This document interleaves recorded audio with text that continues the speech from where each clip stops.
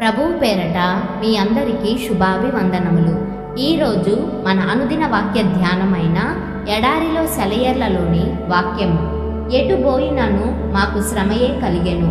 కొరింథీయులకు రాసిన 2వ పత్రిక 7వ అధ్యాయము 5వ వచనము. ఇలా మన మీద అంత కఠినంగాను తెరిపి లేకుండాను ఒత్తిడి కలిగేలా దేవుడు ఎందుకు మనల్ని నడిపిస్తున్నాడు?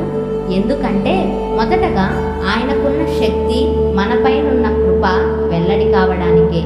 ఇలాంటి ఒత్తిడులు లేకపోతే ఆయన మనకింతగా తెలిసేవాడు కాదు. అయితే ఆయన శక్తిలోని మహత్యం మనలో వెల్లడయ్యేలా ఆయన తన సంపదను మట్టి కుండలమైన మనలో దాచాడు. మనం ఎంతగా ఆయన మీద ఆధారపడాలో ఇది తెలియజేస్తున్నది. దేవుడు మనకి దీన్నే నిరంతరం నేర్పిస్తున్నాడు. మనల్ని పూర్తిగా తన చేతుల్లోకి తీసుకొని తన అధీనంలో ఉంచుకోవాలని ఆశిస్తున్నాడు. యేసు ప్రభువు నిలిచిన చోటు ఇదే. ఇక్కడే మనల్ని కూడా నిలబడమని ప్రబోధిస్తున్నాడు.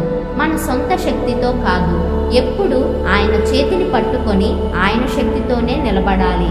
ఒక్క అడుగైనా ఒంటరిగా వేయడానికి సాహసించకూడదు. ఇది మనకు నమ్మికను బోధిస్తుంది.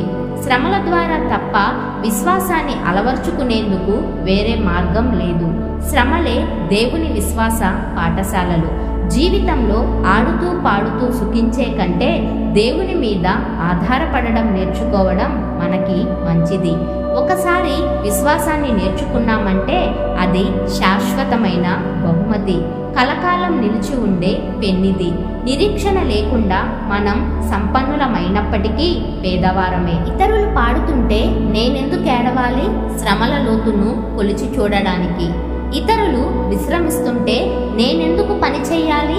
దేవుని ఆజ్ఞ మేరకు నీ బలాన్ని వెచ్చించడానికి.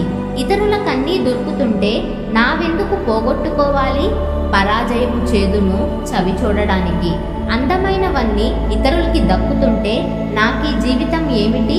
నీ జీవితం ఎలా ఉంటే నిత్యత్వంలో వికసిస్తుందో దేవునికి తెలుసు కాబట్టి.